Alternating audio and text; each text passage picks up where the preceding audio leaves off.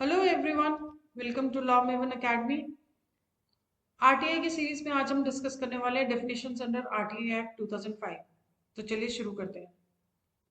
हम right to information act discuss कर रहे हैं, तो इन्फॉर्मेशन की डेफिनेशन से ही स्टार्ट करते हैं। इन्फॉर्मेशन का क्या मतलब होता है, फिर देखेंगे राइट टू इन्फॉर्मेशन क्या होता है और इसमें क्या इंक्लूड होता है। Information is broadly defined as any material in any form held by or under the control of any public authority। कोई भी मटेरियल किसी भी फॉर्म में किसी भी पब्लिक अथॉरिटी के पास या उसके कंट्रोल में। इंफॉर्मेशन की डेफिनेशन सेक्शन 2 क्लॉज एफ में दी गई है। Information means any material in any form including. इतने सारे पॉइंट्स है याद करने के लिए। अब देखते हैं कैसे आसानी से याद कर सकते हैं। पहला तरीका ये है कि 4 पॉइंट्स का एक कॉलम याद कर लो। 4 कॉलम्स एंड 4 रो, 16 पॉइंट्स है, याद हो जाएंगे। First column records, documents, memos, email. Information का मतलब कोई रिकॉर्ड हो सकता है, कोई डॉक्यूमेंट हो सकता है, कोई मेमो हो सकता है, कोई ईमेल हो सकती है। यहाँ पर मेमो का मतलब होता है memorandum. Government office memorandum issue करती रहती है। डिपार्टमेंट्स में फिर काम ऑफिस मेमोरेंडम के बेसिस पर होता है। Second column opinions, advices, press releases, circulars. कोई ओपिनियन, कोई एडवाइस, कोई प्रेस रिलीज, कोई सर्कुलर हो गवर्नमेंट का, तो वो भी इंफॉर्मेशन है। हम गवर्नमेंट से एडवाइस भी मांग सकते हैं। कई बार ऐसा होता है कि लिस्टेड कंपनीज को समझ नहीं आता कि किसी सेक्शन की क्या इंटरप्रिटेशन है, तो वो सेबी को लेटर लिखते हैं। ऐसे में उसको एडवाइस ना बोल के इनफॉर्मल गाइडेंस बोला जाता है। जैसे सेबी इनफॉर्मल गाइडेंस स्कीम 2025 के अंडर हम एडवाइस मांग सकते हैं। एक इंटरप्रेटिव लेटर में डिपार्टमेंट किसी प्रपोज्ड सिक्योरिटीज ट्रांजैक्शन या किसी खास सिचुएशन के कंटेक्स्ट में किसी act, rules, regulations, guidelines, circulars या किसी और लीगल प्रोविजन का इंटरप्रिटेशन कर सकता है। Third column orders, contracts, reports, papers. Orders हो सकते हैं, कॉन्ट्रैक्ट्स हो सकते हैं, किसी कमेटी की कोई रिपोर्ट हो सकती है, कोई पेपर्स हो सकते हैं। Fourth column samples, models, data, material held in any electronic form and information relating to any private body which can be assessed by a public authority under any law for the time being in force। It's easy, ठीक है। अगर किसी को इस तरह से याद करने में दिक्कत है, तो दूसरा तरीका है कि अल्फाबेटिकली याद कर लो। Advices, circulars, contracts, documents, data material held in any electronic form, emails, memos, models, orders, opinions, papers, press releases, reports, records, samples, and last one is information relating to any private body which can be assessed by a public authority under any law for the time being in force। इतनी detail broad definition का purpose क्या है? ये ensure करना कि transparency और accountability को promote करने के लिए सिटीजन्स की गवर्नमेंट रिकॉर्ड्स तक एक्सेस हो, पहुंच हो। सब कुछ तो कवर हो जाता है इंफॉर्मेशन की डेफिनेशन में। नेक्स्ट डेफिनेशन है राइट टू इन्फॉर्मेशन की। राइट टू इन्फॉर्मेशन की डेफिनेशन सेक्शन 2 क्लॉज जे में दी गई है। अभी हमने जो इन्फॉर्मेशन की डेफिनेशन डिस्कस की है उसी से रिलेटेड है। डॉक्यूमेंट्स, रिकॉर्ड्स, सैंपल्स, ये सब अभी अभी डिस्कस किया है। राइट टू इन्फॉर्मेशन के अंदर हम लोग ये मानते हैं कि इसमें इंफॉर्मेशन मांगने का काम होता है, लेकिन ऐसा नहीं है। इसमें इंफॉर्मेशन के साथ साथ आपको और राइट्स भी दिए हुए हैं। Right to information means the right to information accessible under this act which is held by or under the control of any public authority। Right to information का मतलब है इस एक्ट के अंडर एसेसिबल इंफॉर्मेशन का right है जो किसी public authority के पास या उसके कंट्रोल में है, और इसमें फॉलोइंग राइट्स भी इंक्लूडेड हैं। First is taking notes, extracts और सर्टिफाइड कॉपीज ऑफ डॉक्यूमेंट्स और रिकॉर्ड्स। डॉक्यूमेंट्स या रिकॉर्ड्स के नोट्स, एक्सट्रैक्ट या सर्टिफाइड कॉपीज लेना। डॉक्यूमेंट्स, रिकॉर्ड्स इंफॉर्मेशन होते हैं, अभी हमने देखा था, तो आप इसके सर्टिफाइड कॉपीज ले सकते हो। ये राइट टू इन्फॉर्मेशन में इंक्लूडेड है। सर्टिफाइड कॉपी, नोट्स, एक्सट्रैक्ट लेना भी आपके राइट टू इन्फॉर्मेशन के अंदर इंक्लूडेड है। Second is inspection of work, documents, records. Right to information के अंदर इंक्लूडेड है inspection. Right to information includes right to inspection as well. Work, documents, records का इंस्पेक्शन। डॉक्यूमेंट्स, रिकॉर्ड्स इंफॉर्मेशन है तो उनका इंस्पेक्शन राइट टू इंफॉर्मेशन हो जाएगा। और ध्यान रखना, इंस्पेक्शन के टाइम पे कॉपी नहीं मिलती, third is taking certified samples of material, material के सर्टिफाइड सैंपल्स लेना। सैंपल इंफॉर्मेशन होता है, अभी देखा था हमने, तो सर्टिफाइड सैंपल ले सकते हो, ये राइट टू इंफॉर्मेशन में इंक्लूडेड है।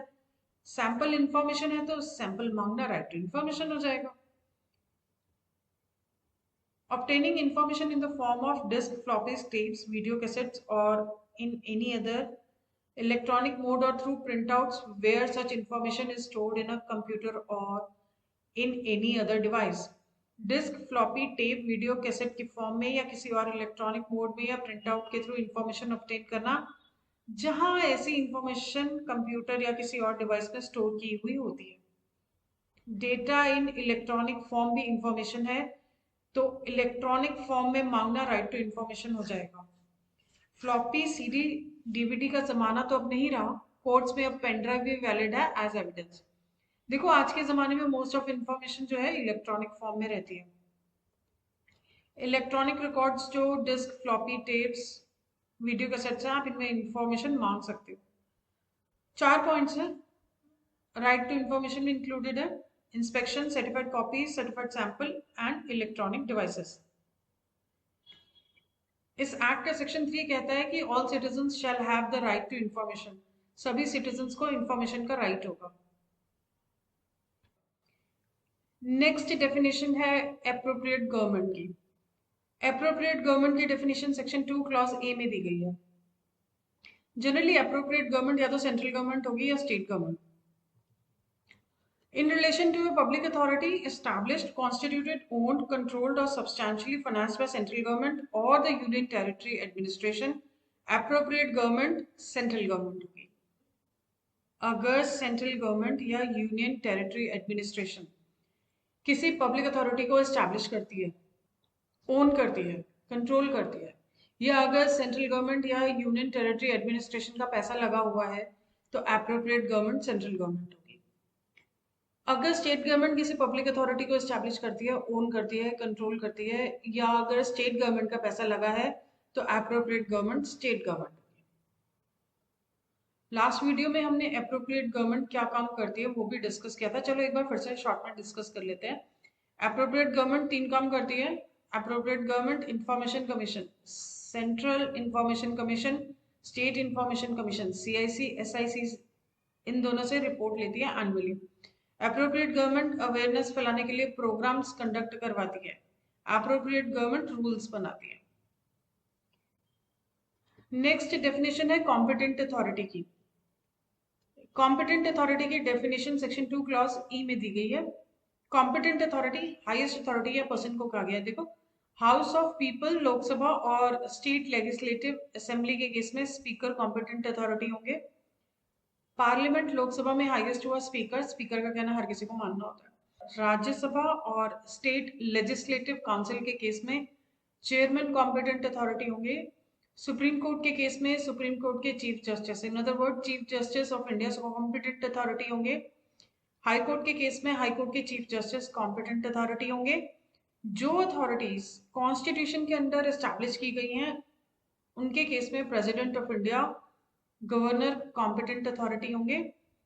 जो भी एडमिनिस्ट्रेटर अपॉइंट किए गए हैं under article 239 of constitution, competent authority होंगे। नेक्स्ट डेफिनेशन है पब्लिक अथॉरिटी की। पब्लिक अथॉरिटी की डेफिनेशन सेक्शन 2 क्लॉज H में दी गई है। ऐसी अथॉरिटी, ऐसी बॉडी, ऐसा इंस्टीट्यूशन जो कि एस्टैब्लिश किया गया हो इंडियन कॉन्स्टिट्यूशन के द्वारा, पार्लियामेंट के लॉ के द्वारा, स्टेट लेजिस्लेचर के द्वारा या किसी एप्रोप्रिएट गवर्नमेंट के नोटिफिकेशन द्वारा।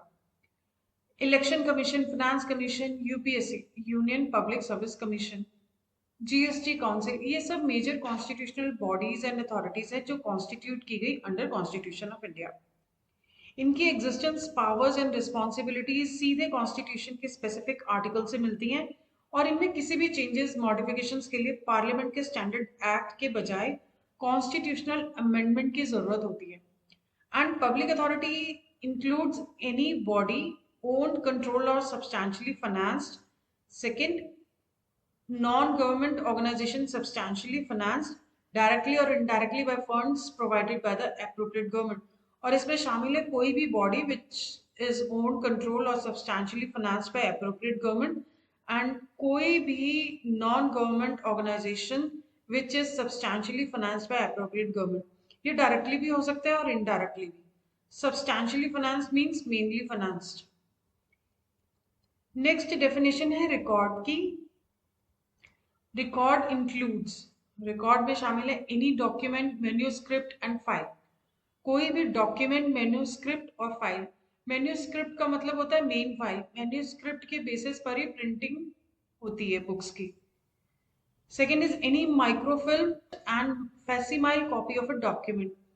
किसी डॉक्यूमेंट की कोई भी माइक्रोफिल्म एंड फैसिमाइल कॉपी।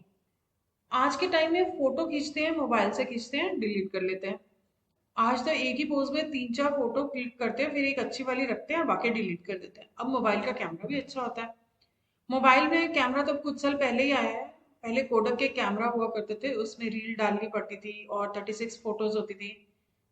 आप 36 बार ही क्लिक कर सकते थे, और एक बार क्लिक किया, फोटो खराब तो खराब। मेरे पास भी था, तो एक एंटीक की कैटेगरी में आता है।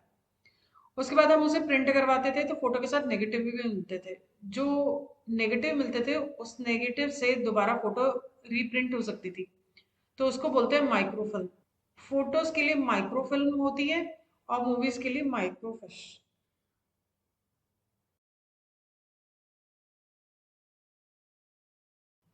आज तो व्हाट्सएप पर फोटोज शेयर करने का सिस्टम है, प्रिंट तो शायद ही कोई करता होगा। Everything is digital now. Microfilm की फोटो भी देख लो, माइक्रोफिश की भी। फैक्स मशीन यूज हुआ करती थी, जैसे हम स्कैनर पे पेपर स्कैन करते हैं, दूसरी तरफ वहां से प्रिंट आउट निकलता था। Third is any reproduction of image or images embodied in such microfilm whether enlarged or not. ऐसी माइक्रोफिल्म में मौजूद किसी इमेज या इमेज की कोई भी कॉपी, ये फोटो और फिल्म के नेगेटिव से जो रिप्रोड्यूस करते हैं वो भी रिकॉर्ड है। Last is any other material produce by a computer और any other device.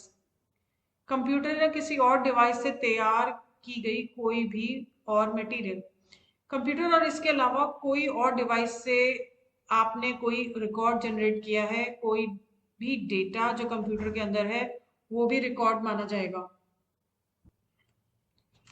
Last definition है थर्ड पार्टी की। थर्ड पार्टी की डेफिनेशन सेक्शन 2 क्लॉज एन में दी गई है। Third party means a person other than the citizen making a request for information and includes a public authority. Third party का मतलब है इंफॉर्मेशन के लिए रिक्वेस्ट करने वाले सिटीजन के अलावा कोई और पर्सन है, और इसमें पब्लिक अथॉरिटी भी शामिल है। अगर पीआईओ ऐसी इंफॉर्मेशन बताना चाहता है जो किसी थर्ड पार्टी से जुड़ी है या उसने दी है और जिसे कॉन्फिडेंशियल माना जाता है, तो उसे एक mandatory natural justice consultation process को फॉलो करना होता है। पीआईओ को आरटीआई मिलने के अंदर 5 डेज के अंदर थर्ड पार्टी को रिटर्न नोटिस इशू करना होता है। थर्ड पार्टी को नोटिस मिलने से 10 डेज का टाइम दिया जाता है कि वो ओरल या रिटर्न सबमिशन दे कि इंफॉर्मेशन डिस्क्लोज की जानी चाहिए या नहीं। इस थर्ड पार्टी कंसल्टेशन के लिए पीआईओ को रिस्पॉन्ड करने के लिए स्टैंडर्ड 30 डेज की टाइमलाइन को एक्सटेंड करके 40 डेज कर दिया जाता है। तो ये था आज का वीडियो, जिसमें हमने कुछ डेफिनेशंस पर डिस्कशन की। उम्मीद करती हूँ ये वीडियो आपको यूजफुल लगा होगा। Don't forget to like, share, comment and subscribe. Thanks for watching.